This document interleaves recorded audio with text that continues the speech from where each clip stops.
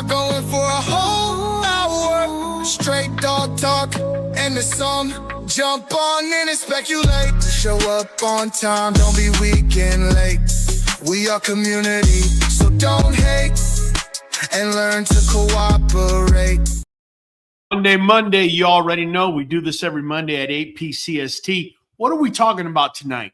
Tonight we're going to be talking about what would it be like if I had to start all over in 2026. For that, we got our dude, Money Mizike. I'm bringing him on. Whoa, Money Mike. Camera froze on me. All right, man. When you get back in, just give me a thumbs up.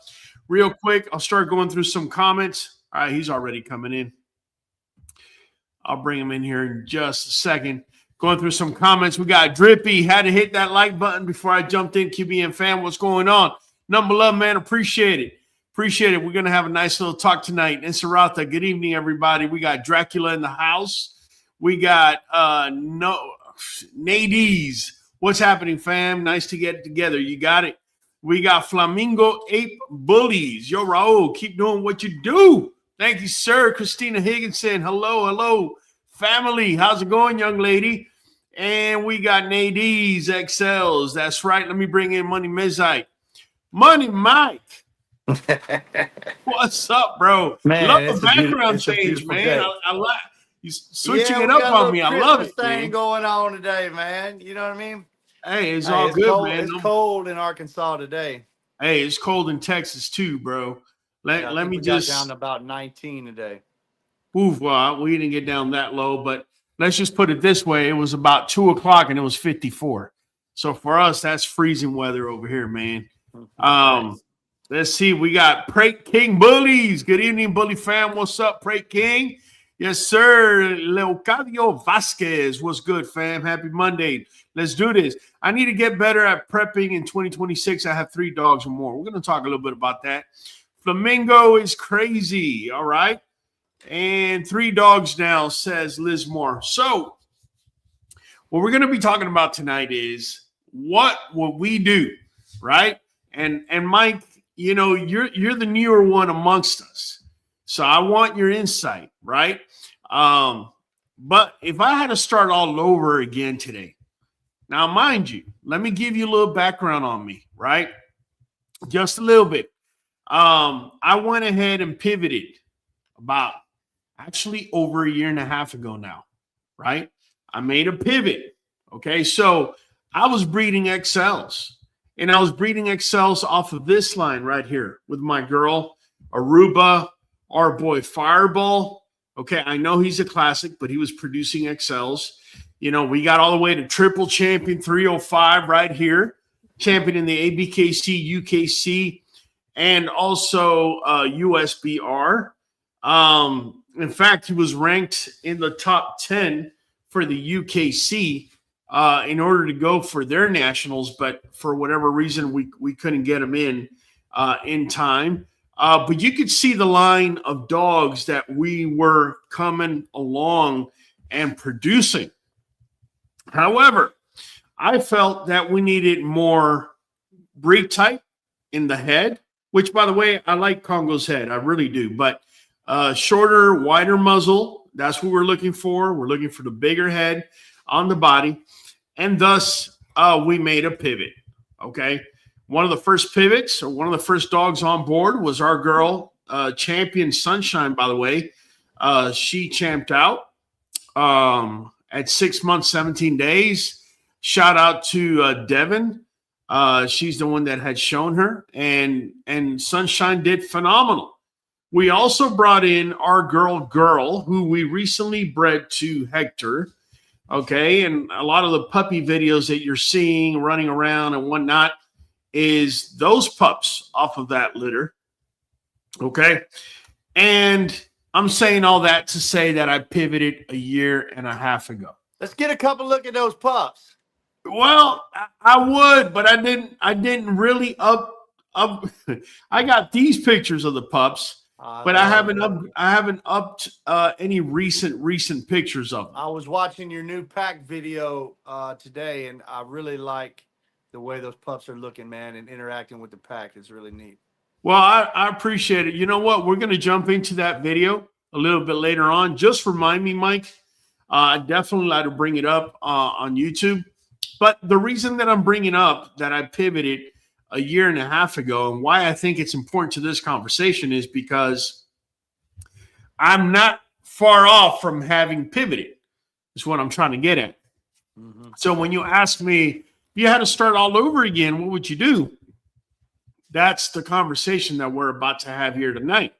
So we're gonna do things a little bit different tonight. Tonight I'm gonna ask for Mike's opinion. All right. By the way, they're asking about your puppies, Mike. Prater King bullies. Well, I've got one left from the People's Litter. He's doing great. He's been named Good. for the time being until he finds a home. We've started calling him Brisket. But if you go to the Creek Bank Kennel, yeah, if you go to the Creek Bank Kennel page on Facebook, Instagram, or TikTok, you can see a lot of the homes these different pups went to. It's been an amazing experience. We've got Freya right now, aka Big Mama. She looks more like a cow than a bully right now. She is huge. I find out tomorrow at 3:30 with an X-ray how many she's got in there. And so we're just a week away on pups on that. We're real excited. Well, I'm excited for you, man. Freya, along with our girl Ali, they both hold a special place in my heart. Not only are they 5th generation QBN blood, but they're also keeping my boy Power's legend going, right? Those are the 2 dogs. Actually, Pressure too. Pressure is a grandchild to Power as well. But those dogs right there are definitely keeping his legacy going. So it means a lot. We bred her to the same male that you just showed a second ago. Yeah, Hector. Hector El Oso that girl went into. Yep. Yep. Excellent, man. Inserata saying, I hope you combine your original line with your new stuff. I just love the original dogs. Thank you, Inserata. Nothing against the new ones. The old ones just have a spot in my heart. I hear you. They will forever hold the spot. Blueberry's the cutest. You can tell he's got personality. Let me just tell you, Blueberry has got to be the funniest dog I've ever been associated with. Literally, you're around him and you're seeing the rest of the dogs and you can't help but start cracking up. He's a character, man. The way he goes about everything, he's not an alpha. He doesn't want to impose anything on anybody, doesn't want to step on anybody's toes. He'll actually let everybody get ahead of him and he'll kind of figure out what's going on. And if it's a good treat, then he'll figure out how to get at the front. It's just funny how he goes about, with his life. Okay, Flamingo says, I love Fireball, man. Let me tell you something about Fireball. He recently, we bred him to Blueberry's sister. Unfortunately, she didn't take. We're going to repeat that breeding. But this boy right here, I got to get something off of him before his time is up. He's coming up on 9 years old. He's looking very, very young for his 9 years, and he's producing sperm at ridiculous numbers for his age. I really couldn't be any happier. Christina's saying, QBNK, Freya, yeah, she's a big girl. Yeah, she is, most definitely. You know, now that we're mentioning Freya, one of the things that needs to be asked, Mike, and today, like I said, I keep side swiping myself on this one, but we're going to go with what you say, what I say, and also what the wheel says. Yes, what the wheel says. So tonight we're going to be spinning this wheel. There's going to be prizes flying around. All right. I love it. So, Money Mizak. Yeah, go ahead. Money Mizak.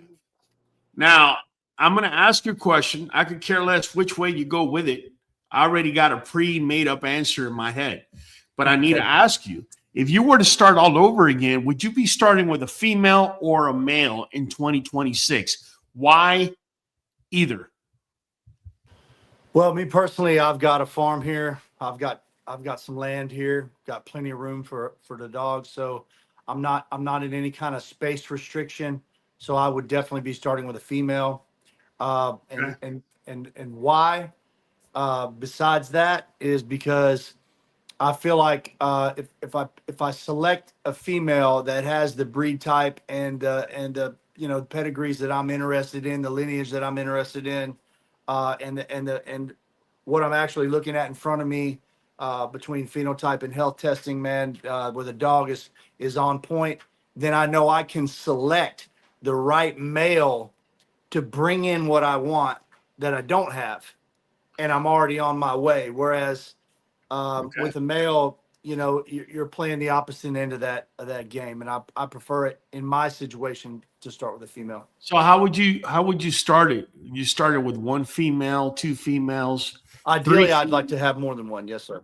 So how many? Give me a I number. think I think if money was no object, you could start where you want. It'd be nice to have 3 or 4 females. You know, that way you And can. no males, or have a male around. If I could have an in-house stud that met my qualifications, I think it'd be a great idea to have one in-house.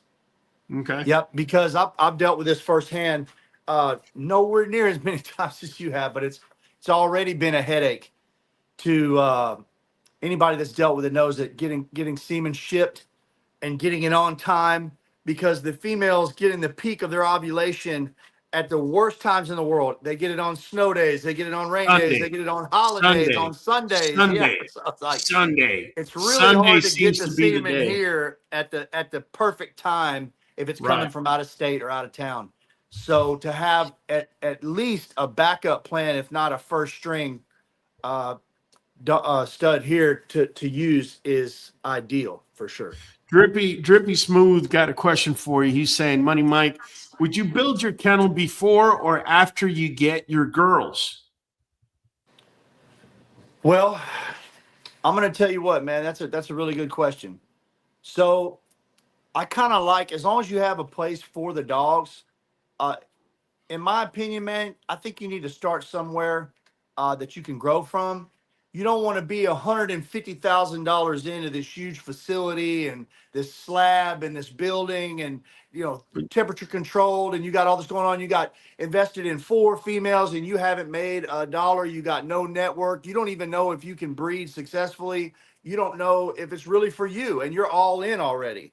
So it's kind of, it's okay to get a couple of dogs to start, but I would get the ball rolling and try to get some traction and make some things happen. Start showing a little bit, start training a little bit, get some things in motion before you get 100 grand in. If But in most but cases. let me counter that, Mike. Let me just be fair. Let me be fair. I get what you're saying. You don't want to be so far in that then you're kind of hamstrung. If you got 3 females and one of them is not turning out, you're not going to be able to pivot now. You're already 150 in the hole. I get that. I'm going to tell y'all right now, my kennel area was built with my wife and my hands. All right. She did most of the welding because I can't be around the gases, the metal gases for welding or anything like that. I can tell you the 6 new kennels that we built cost us a total of $2,500. And it's completely temperature controlled. Yeah. It's got everything, right?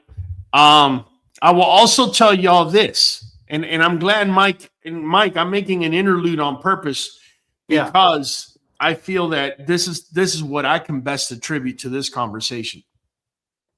I can tell you right now, when I first started out, I got $45,000 and bought dogs with $45,000. That's what I did at the time. Okay. That's when I started. Fast forward to me now. And now I will tell you, I may still spend $45,000, but the amount that I was paying originally for every single dog which was averaging somewhere around $6 or $7 a pop, that wouldn't be what I'm spending now. I have dogs right now that are going to be bred that cost me $3,500. Period.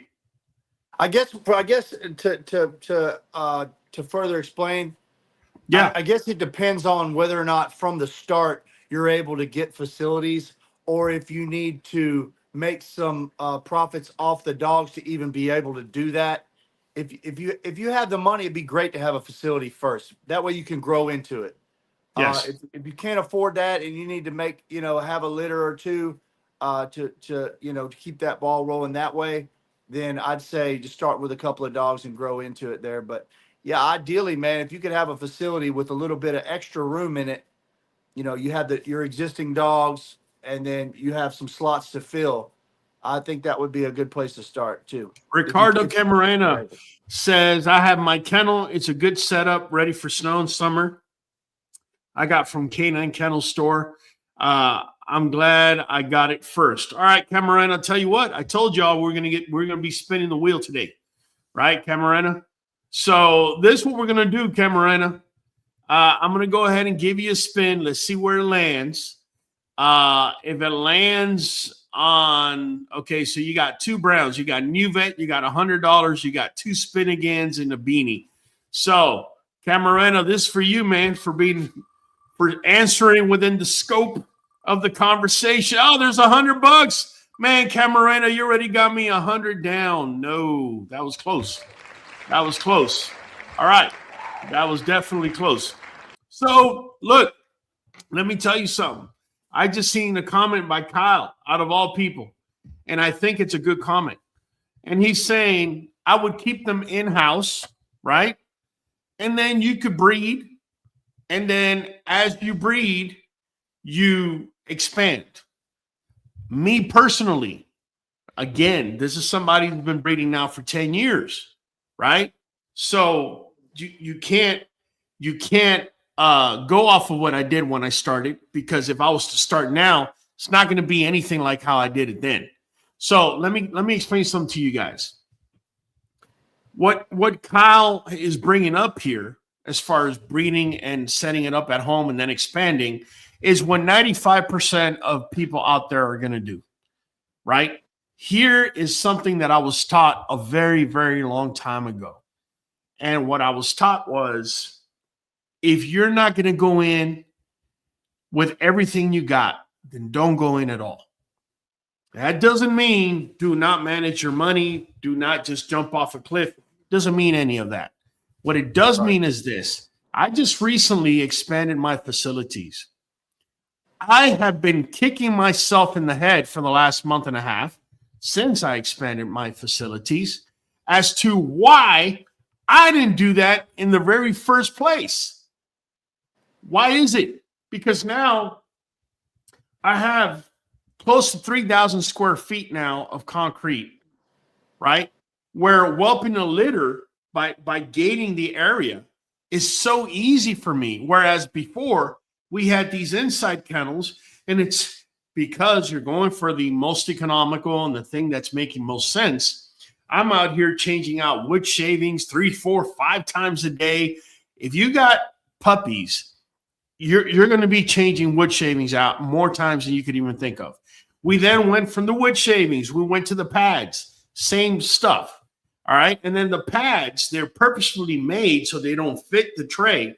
So you got to put 2 pads in each tray. You start figuring out the math, and each one of these pad boxes that you get, let's say you get maybe about 100 of them for about $45, $50.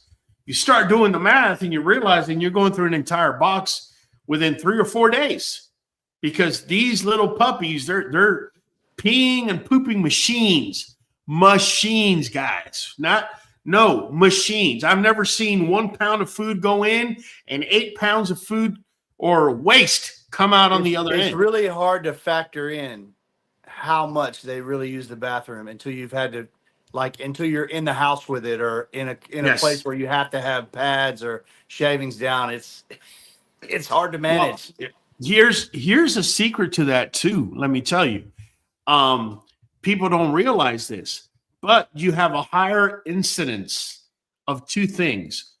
First, an allergic reaction by the puppies, because I get the wood shavings is the next best thing of them being on the ground, but it's not the most hygienic. Secondly, it actually suppresses the puppy's immune system, because everything they're breathing in microscopically that's coming in has to now be recognized by the body, searched, figured out, and make sure it's not going to affect the puppy in any way, shape, or form. Right. Right. So a lot of times you'll have puppies that have a suppressed immune system and also showing allergies or skin conditions within, having wood shavings. Am I against wood shaving? No. I'm just glad that I am no longer in that step of evolution for me. That because we were able to expand facilities, now I'm literally able to have pups on concrete and not necessarily on wood shavings. Don't get me wrong, there's wood shavings inside of the little house that they're in. We got a little red light, make sure they're temperature controlled. That's fine. I'm talking about the peeping and pooping that they're doing on the outside. Okay. Now, why is it also really important, right? That I rather go with the facility first if I had to start all over again. I'm going to tell you right now, there are several things that I, as a breeder, will prioritize, and you will too. And it's going to be puppy hygiene, right? That's going to be first and foremost. Why is that? Because if you have a puppy that's around filth long enough, what ends up happening is the pads in their little paws will actually blister. And once it blisters, it's permeable, right? So there's fluid that may come out and bacteria or viruses or whatever that can get in. So that's the first thing that can actually be affecting your pups. Could actually even be killing them. Have you ever had a litter of pups and they all look great, and within a week, one of them out of the blue just dies? More times than not, that's either a bacterial or a viral infection.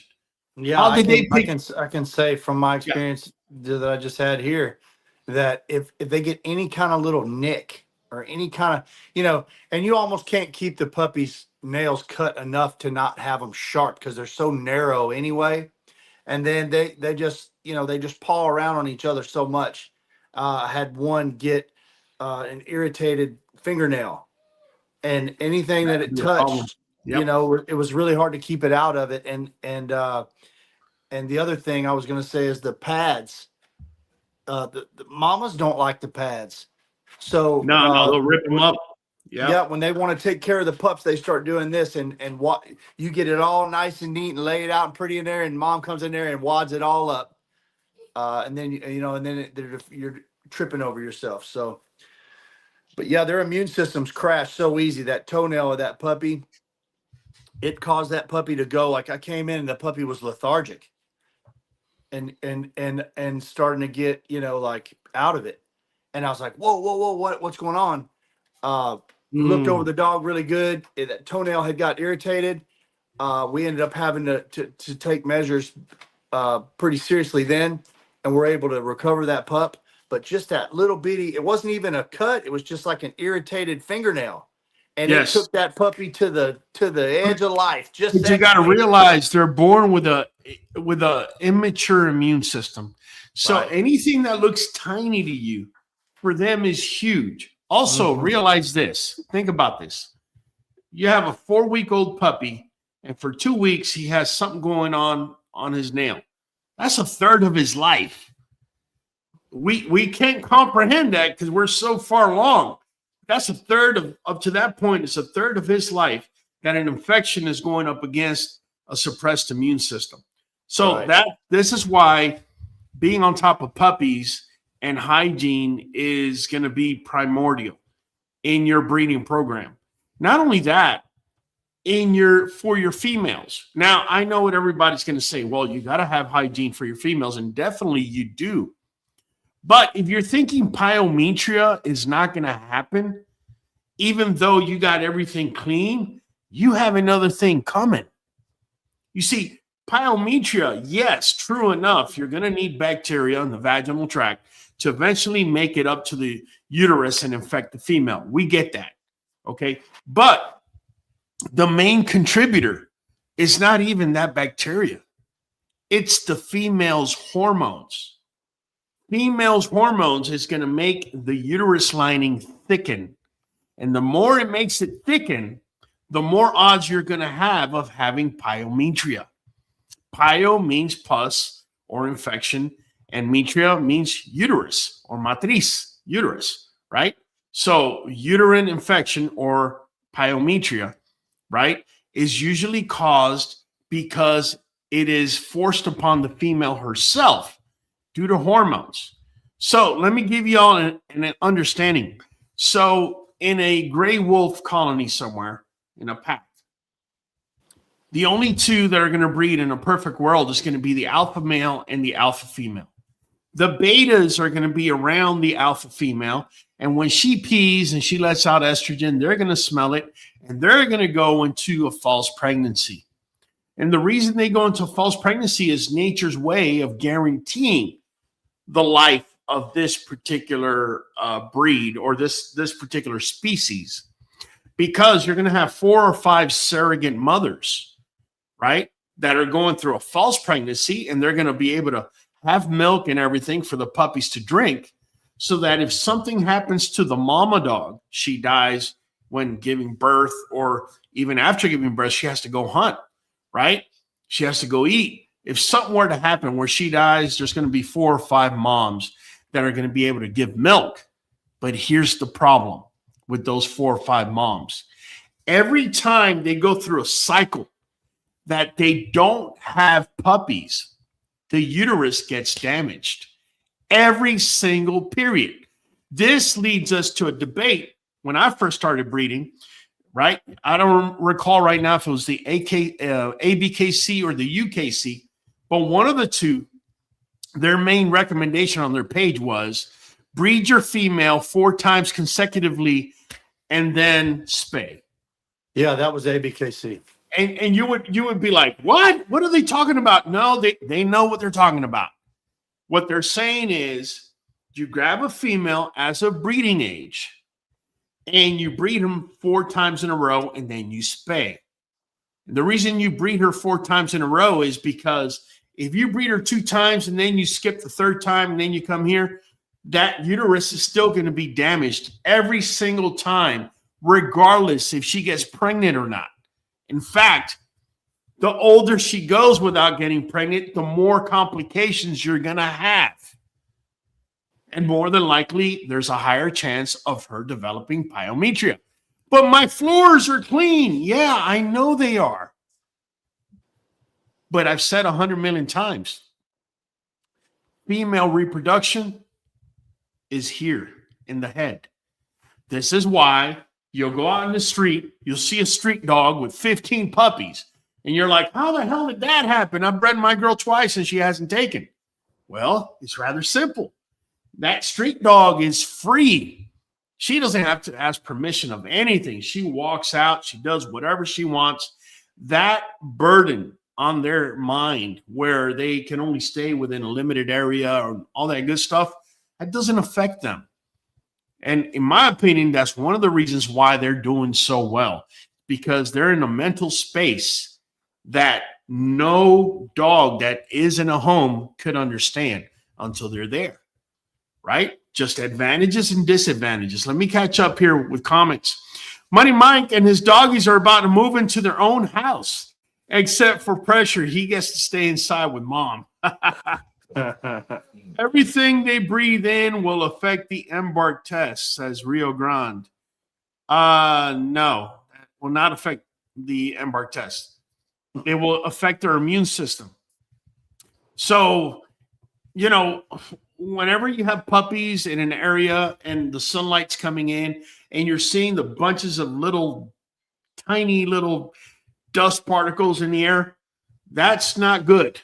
That means that they have to be fighting off not only what they're stepping on, but what they're breathing, right? Another reason you want to stay away from wood shavings, if you can, is because wherever they step, okay, a puppy might have stepped on poop 20 minutes ago, okay? Don't think that because 20 minutes passed that paw is now clean. That paw is dirty. Now, we all know what puppies love to do, especially when they see a food bowl or a water bowl. They like to go ahead and stick their paws in there, right? Trying to claim it, trying to get in position. So do yourself a favor. If you must have wood shavings, make sure you're feeding your puppies water in a water bottle. Okay? Do not let them put them dirty paws in a water bowl, even if it's for a second. That's the fastest way you're going to get a full-blown coccidia infection. You know, all sorts of infections that are going to be caused by that simple mishap. And it increases the probability whenever you have wood shavings, because as we know, the wood shaving is going to wrap around the poop, and you could step on it and not even know you stepped on it, you know, a couple of times because it's so wrapped up in there. So just want to throw that out there. Let's see. It is easier for them on concrete because it is tied onto the septic. You can wash it down with the hose. Yes, this is true. But here's the more important part that I want you to comprehend. Because we have a system and a routine. So I'll head out there first thing in the morning. I'm washing away poop. Literally within 5 minutes, there's nothing on the concrete. Okay, I'll then throw something on there, brush it with my brush, then wash it off again. Okay, but my whole point is their exposure to the poop is minimal. They're in an area that's 18 by 40. They may poop, you know, 2 or 3 times during the night. It gets washed away early in the morning. They're not near it. They're not exposed to it. They don't step on it. They don't play with it. You see what I'm saying? They have a lot more room to get away from it. Yes. Whereas I still have cages right now in my garage because I still have to crop ears. Big Poppy is going to get his ears cropped. So he's going to have to go in there, unfortunately. And what we have is these cages where right below they have these where you put the pads, right? You're able to, you know, push them in and pull them back out. Well, the problem you have with those cages, first of all, they're very difficult to clean inside of a garage. Unless that's all you got in the garage, then that's no problem. You can move it around. But once you have certain things in place, it's kind of hard to just move that out to be able to wash it. So washing is I'm not saying it can't be done. I'm just saying it becomes that much more difficult. Okay, that's number one. Number two, I have noticed that when puppies are in those cages, they have a harder time. Now, these pups are a little bit older now, but when they're younger, they have a harder time developing their rear, okay, because they don't need it as much. Not only that, they're walking on metal bars, so they can't really put all their weight the way that they normally would, say, on concrete, okay? So this is why, if you was to ask me what's one thing I would do different, I would have set up the facility. I would have set up maybe not a full-blown 6 kennels, probably be lying to you, probably start out with 4 and have a whelping facility area where it's well planned, where, you know, my puppies poop can't be on the ground for more than an hour or 2 before it gets cleaned up. You see what I'm saying? And that's just phenomenal. It makes everyone's life easier. I've whelped plenty of litters. I have never had it as easy as I've had it this time around. So that's one thing. Also, on the male and female side of it, I would say if I had to do it all over again, I'd probably do it how I did my pivot. So how'd you do your pivot? I'm going to tell you how I did my pivot. I did my pivot. I brought in females such as, here you go, my girl Sunshine, right? I brought in my girl, right? I have 2 more girls. Let me see if I got their pictures up here. I don't. Okay, I'll make sure I have them up for next week. We have our girl Twix. We have our girl Tisha, who's off of Grand Champion 7. Now, these females, they're basically my staple. I'm sorry, my stables. What I'm looking at now. I have Ali. I have Daisy Duke. I have dogs that I have access to that I'm, you know, have co-owned to. But in my yard, that's my stable. Now, if you look at what I just did, I also brought in, right? I also brought in this little dude right here, little old Blueberry. right? Make no mistake about it. Little old Blueberry ain't here to be cute or to play a funny song. Blueberry's here because he's about to change some things within my yard, right? Now, mind you, everything, comes in steps.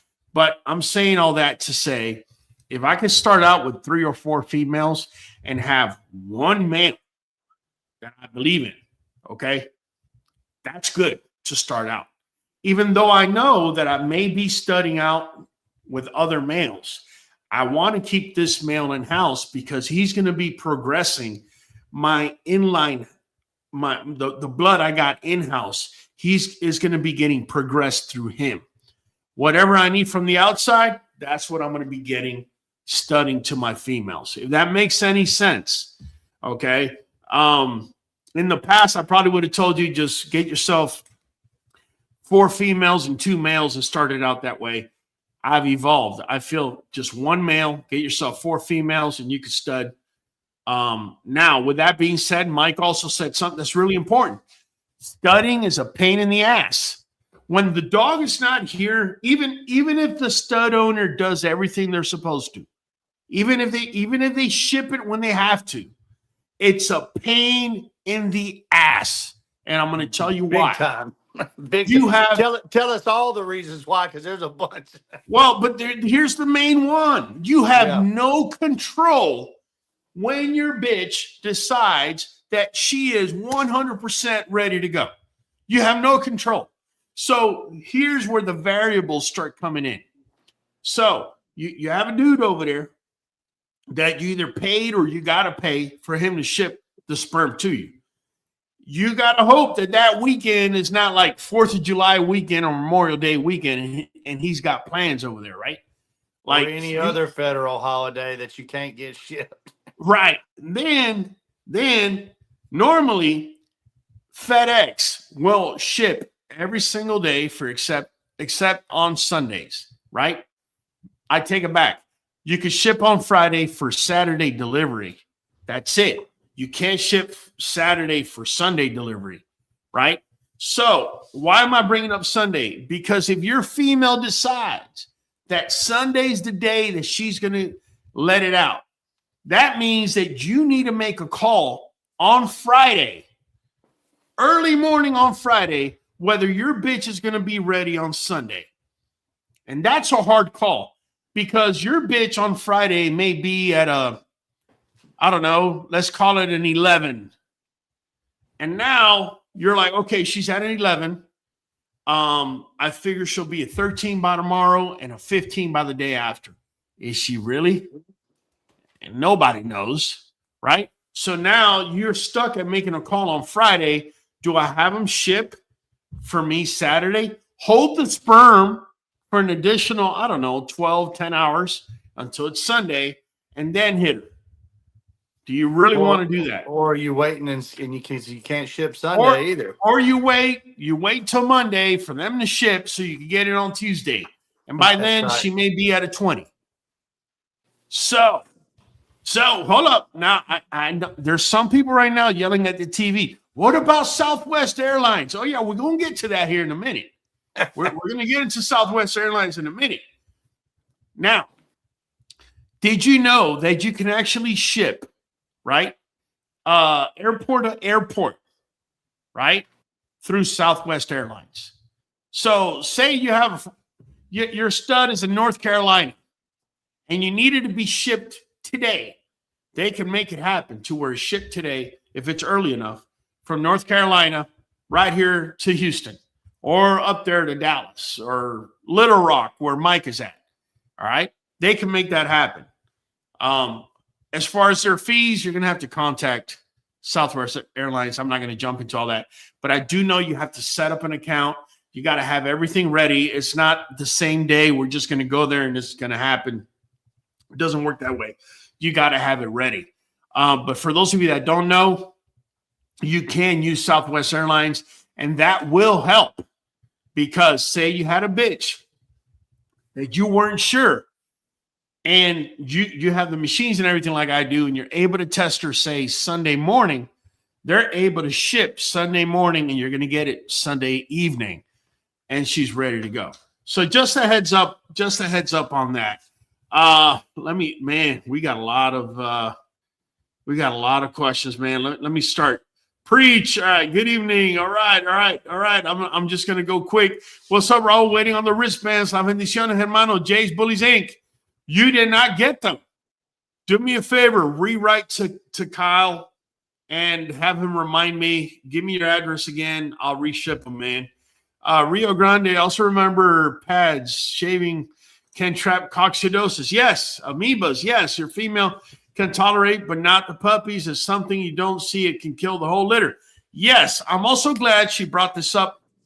Okay. So, yes, I already spoke about coccidia. And coccidia is going to be in the poop.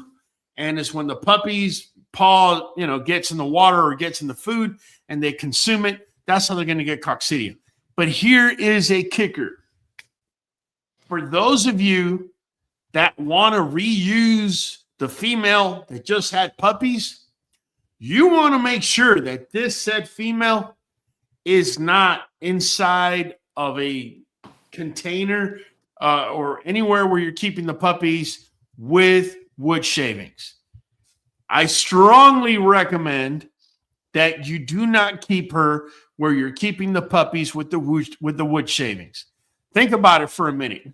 These moms that gave birth, they're tired. They want to go to sleep. They'll lay on their side. There could be poop. There could be urine already anywhere, wherever that wood shaving is. And if it touches up with her private parts, you could be you could be the one causing the pyometria rather easily. Pyometria is going to happen 2 to 8 weeks after the female gave birth. 2 to 8 weeks. You know why? Because the uterus is going to be wide open because it's going to be trying to clean itself. That's that muck you see coming out, the meconium. Okay, it's cleaning itself. But in the process of cleaning itself, it is open. It's vulnerable. So that vaginal tract, if your female squats, say, in a puddle of water and that puddle of water has poop in it, guess what? She might just gave herself coccidia in the uterus. You're going to have to spay her.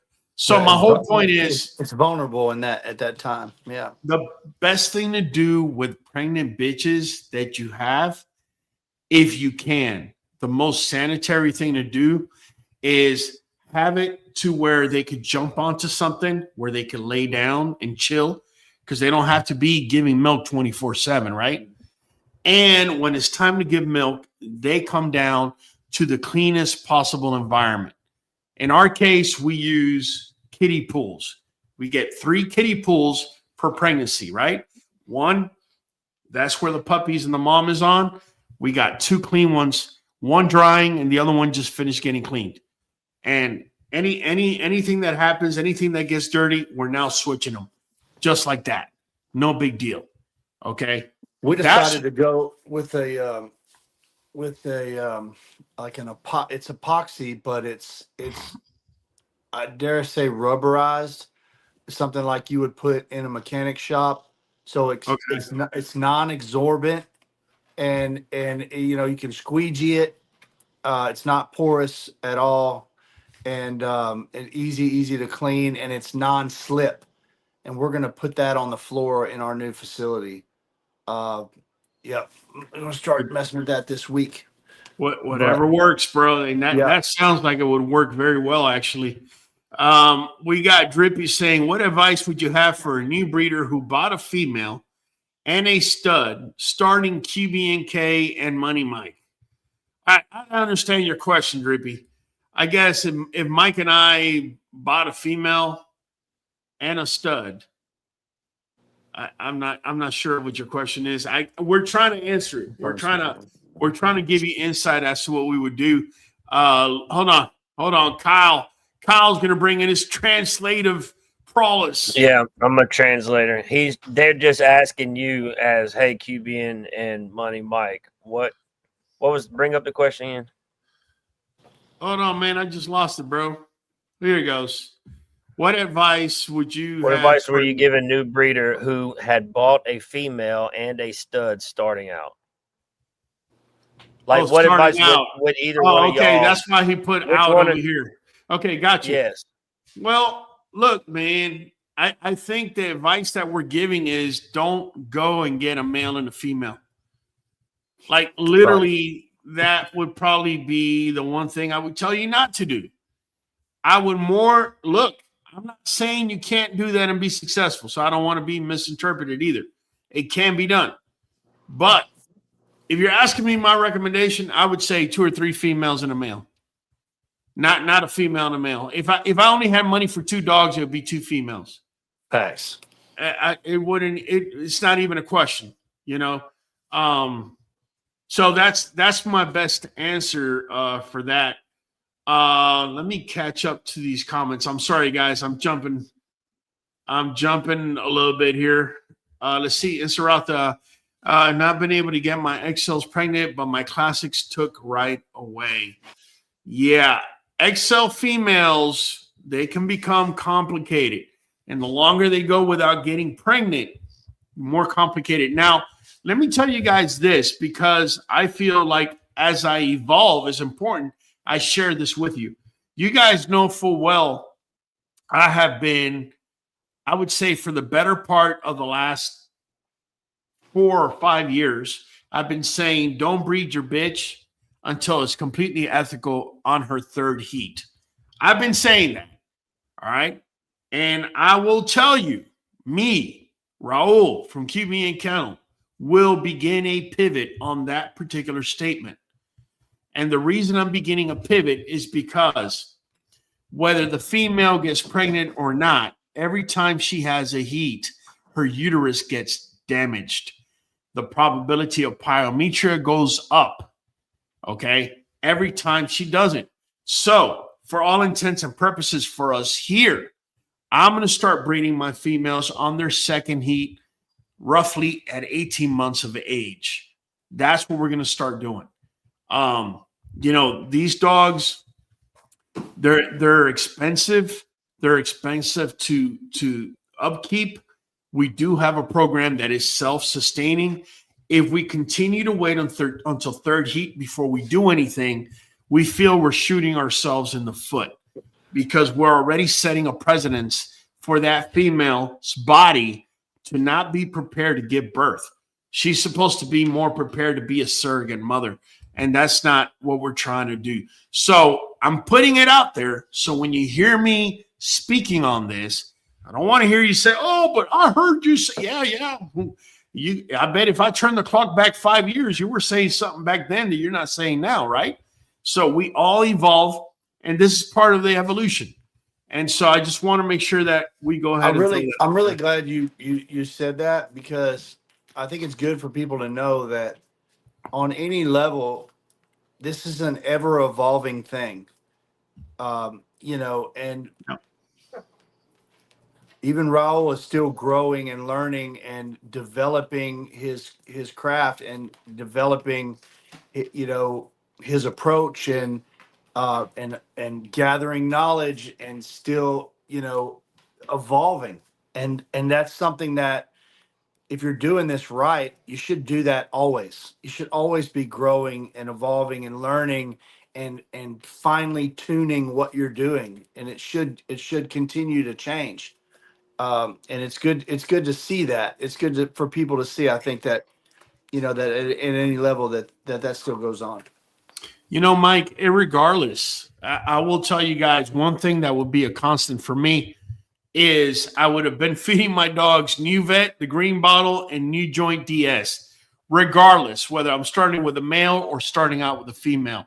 It is made at human food grade level, 100% natural. It's going to keep your dog from going to the vet. It's going to consume more food than you're already feeding. It's going to keep away dietary easty westy. It's going to help regulate all sorts of hormones to include reproduction. Therefore, Nuvet NuJoint DS will be the one thing that I would do exactly the same. Drippy is saying QBN is starting out with new breeders. 4 girls could be expensive.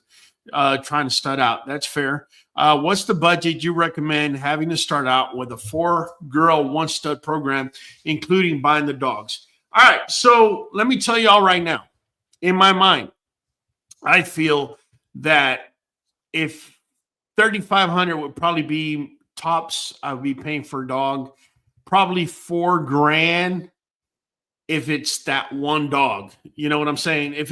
I'm not going to allow $500 to ruin a good deal. If I see a dog that it's a must-have, then I'll go up to $4,000. I would purposefully budget myself this way because it would force me to have to do my homework rather than, oh, we're just going to throw money at it. If it's 8,000, then I'm just going to buy it because it's 8,000. No, that's the fastest way you get your ass caught on the door. You set up a budget, say $3,500, and instead of buying 4 females, this is what I would do. Start out with 2. That's $7,000. You got another $14,000, right? All right. Shove that to the side. All right. Use that on your studs. Use that on your studs. You can find a decent enough female for in that price range. You know, there are dogs that cost more than that are worth more than that. But you know, you should be able to find a good starting point in that price range for sure. For sure. For sure. I'm telling you guys this right now, guys. I'm not trying to shoot on a big breeder's foot. It's no fault of their own that their line has grown. But not all big breeders got the best dogs out there. In fact, I've seen some small breeders kicking some serious big breeder butts out here. All right. So if you just know what you're looking for, I mean, look at QBN. Look at QBN for a second, right? Think about this for a second, right? When I brought up this dude right here, right? Ain't nobody and their sister really knew who he was. He's not the most popular dog out there. All right. But being able to know what you're looking at, being able to know that this is a 1 in a million dog, that's where it all comes down to. You as the breeder, what you got here and how you're going to put it together so you can get somewhere. Don't think for a minute that you're just going to come here and, hey, Mike's wearing a white hat, so I'm going to wear a white hat too. Oh, he's wearing a gray shirt, so I'm going to wear a gray shirt too. The minute you start doing that, Mike and me are going to start looking like 2 sheep, right? The way you go about doing this, like any other business, is QBN is going to stand out from Mike, and Mike is going to stand out from QBN. What does Mike give you? Well, Mike, I don't know, man. Mike can give you X, Y, Z. QBN, I can give you A, B, C, right? But I'm not trying to be like Mike, and Mike's not trying to be like me, right? We're trying to stand out on our own 2 feet. That's really important. Ask me 3 things that I think is just imperative as building a program and being a breeder.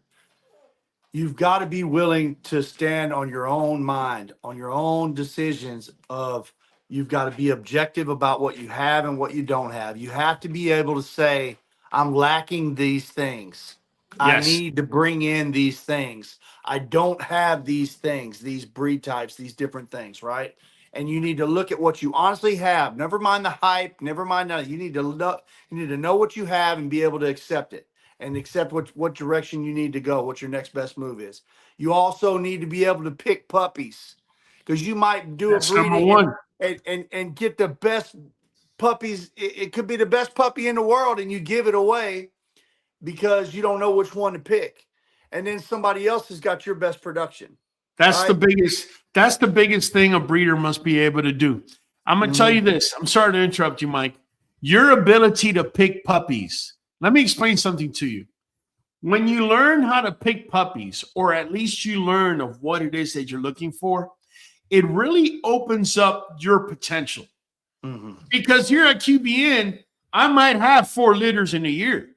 That doesn't mean I won't go over to your end and pick your best puppy out because you don't know better. That's right. It is what it is. If you're selling the pup and I feel it's the best puppy or what I'm looking for is there, I'm going to take it and bring it to my program 100%. And make it work. Did I produce it? No. Is it going to help kick your ass? Absolutely it will. So your ability to be able to pick the right pups, out of 10 times, I'm not picking 10 perfect pups. It's not going to happen. But if I could hit 7 of 10, I'm money. If you're hitting 7 out of 10, you're in a very good track. In fact, even if you're hitting 6 out of 10, you're actually doing pretty well. Yes. Right? So I would say, so objective, right? If I'm going to put them in order, I would put being able to pick puppies is the most important thing in this whole business, right? But being objective about what you have and don't have, and what you need and don't need, very important with your own mind. And then I would say that anytime you do get gains, there needs to be development on your camp. If you're having litters, if you're doing things, you need to be growing with each move. If somebody's building something, and with each passing litter, with each stud, with each different thing that they're getting traction on, their camp should be growing, their program should be developing. And if you can do those three things, you can get down with the best of them. But you got to be able to use your own mind with it, because somebody will take you on a ride. The breeder's mind is what makes the kennel. Period. Right. Yeah. I don't care who you are. What your vision is and how you're going to go about doing it, and knowing how to pick the right dogs for it, is what's going to make or break you. So if you could grab me now and take me back 10 years, of course, I'm going to be making better decisions because I have all this experience in front of me. But at the end of the day, it's going to boil back down to, can you pick the right pups? Can you match them up so that you know, okay, I'm matching this up. I know that this is going to be hybrid vigor. What is hybrid vigor? Hybrid vigor is when you get the color white and the color black, you put them together and you get this beautiful gray. This amazing gray. It's better than the black and better than the white. But guess what? It'll never be able to reproduce itself gray. But there are times that you need that, because you may have other dogs within that line. So even though that appears to be hybrid vigor, once you bring it back to the line that it already is in, it's just going to improve. It's going to grow its koi, a coefficient of inbreeding. So all these terms I'm throwing at you are terms that I would want to learn before I would even get into breeding. We talk a lot about that here on our lives and in our videos. I suggest, whether you're looking to get into breeding yourself or you have a friend or a family member, you recommend this video. Give us a like, give us a share, and give us a comment, because we're one of the few platforms out here that's going to speak on this.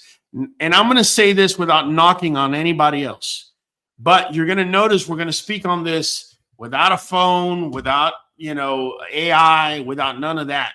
It's all coming from here because we've experienced it. And that's the biggest difference.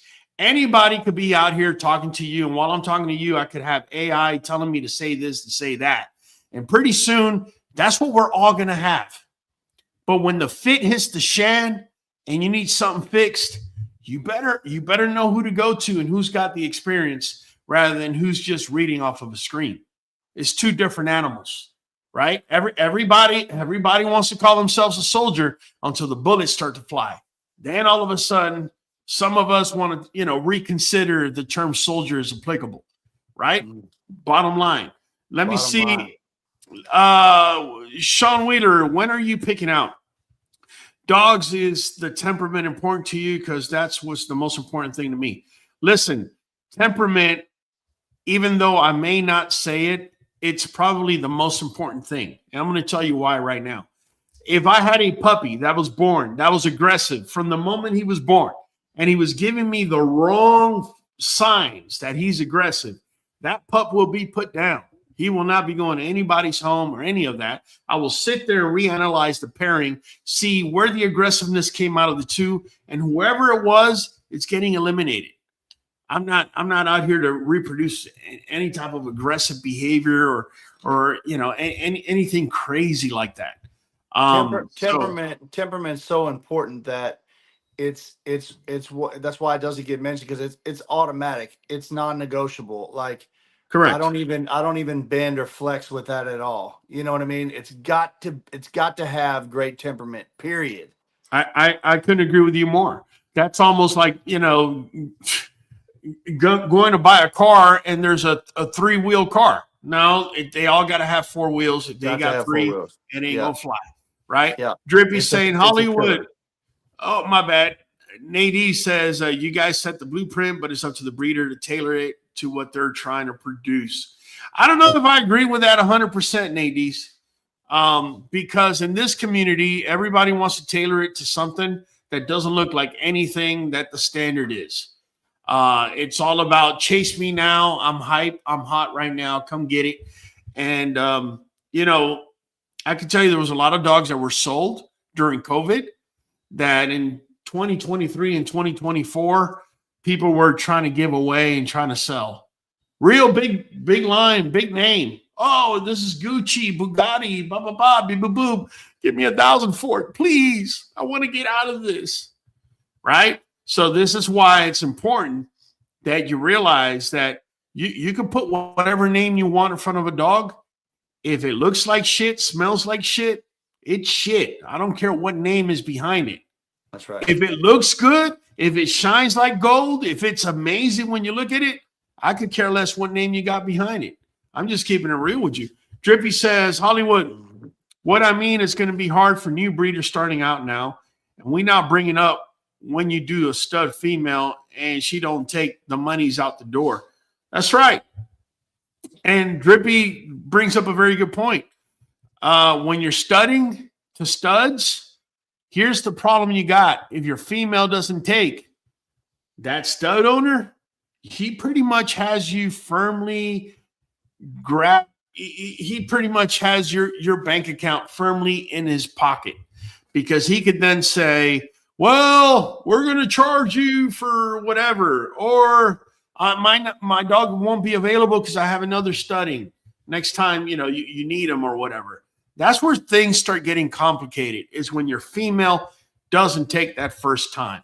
That's when things can actually start becoming a little dicey. Fredia says, exactly, you have to know what you're breeding and how to do that. Know what you need for your yard. Knowledge is key. Absolutely.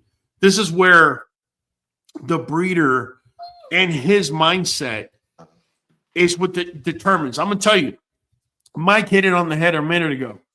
If you're a breeder and at any point in time you're able to do this right here and be like, yeah, man, we're here. We're good. Yeah, you just pretty much, that's the moment you pretty much lost. So whenever your ass gets handed to you, the minute you did this and you thought that you were good, that's the moment you lost. As a breeder, there's no moment in time that you could really just sit around and do this right here. That doesn't exist, because you're in constant evolution. Wherever you're at today is better than you were at yesterday, but it's worse than wherever you're going to be tomorrow.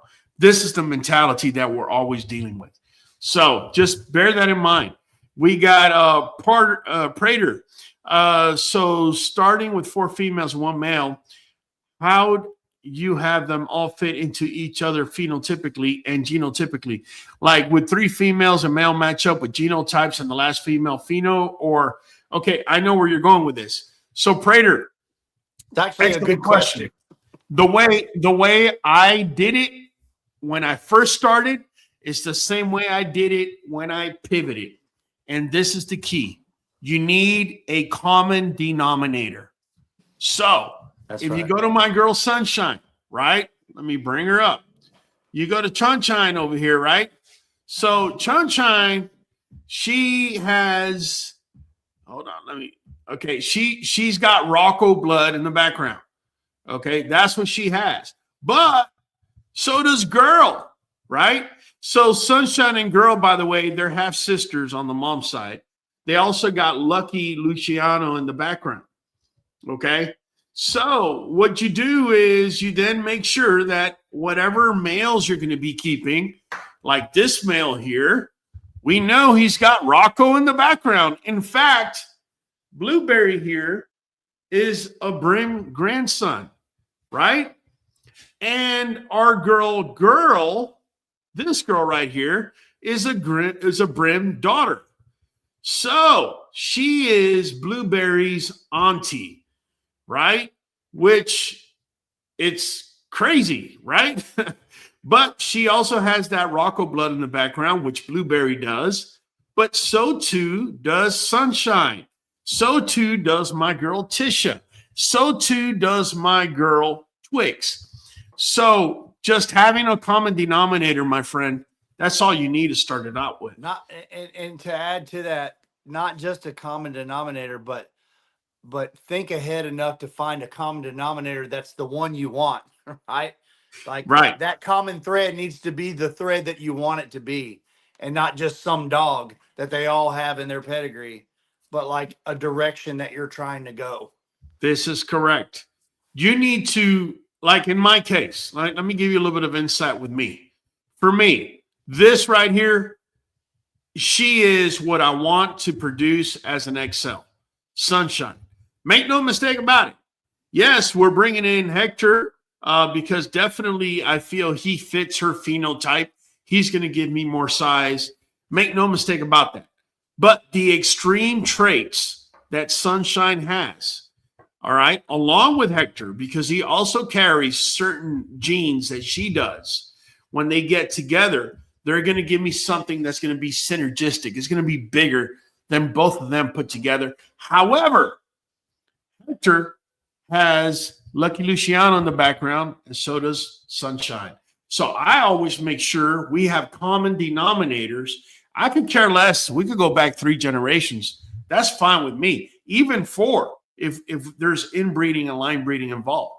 But that's how I do it. I try and make sure that we have common denominators in the background. Adam Fields. So how are we going to bring that to XLs? All right, Adam Fields, that's an excellent question. And I'm going to give you a quick answer. Might not be exactly the answer you're looking for, but it's a quick answer nonetheless. All right, so here's the deal. My girl Sunshine, right? She is double I, right? She's a pocket. She's almost a standard, but all right, she's double I. Our girl, she's NI in the IGF-1. My girl Ali, she's double N, right? Big in the IGF-1. And so too is Hector. He's NN. So when Hector goes into this girl, every puppy will be a double N. When Hector goes into this girl, all puppies are going to be NI. And guess what? Hector already went into girl. And we have 2 males that are both double N, and they look like they're going to be XLs. The rest of the litter looks like they're going to be standards. But it's a tedious process to bring it up, but it can and it will be brought up. The other part of the coin, which I haven't even hit on really, is when we bring Blueberry in, the reason this guy right here is so special is, as pocket as he is NI in the IGF-1.